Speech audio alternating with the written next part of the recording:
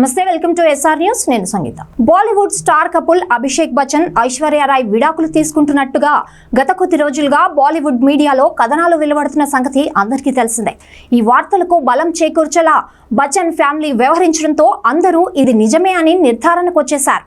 ఇదే సమయంలో big B Amitabh తన కోడలు ఐశ్వర్యను సోషల్ మీడియాలో అన్ఫాలో చేశారు. ఇది చూసిన నెటిజన్లు ఐశ్వర్య రాయ్, అభిషేక్ బచ్చన్ విడాకులు తీసుకుంటున్నారని, అందుకే అమితాబ్ ఐశ్వర్యను సోషల్ మీడియాలో బ్లాక్ చేశారని చర్చించుకుంటున్నారు.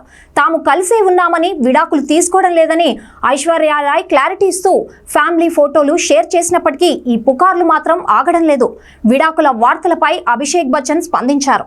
అవును, మేము నిజంగానే విడాకులు తీసుకున్నామని బాంబు పిలిచారు. దీనిపై అభిషేక్ మాట్లాడుతూ, మా విడాకులు నిజమే.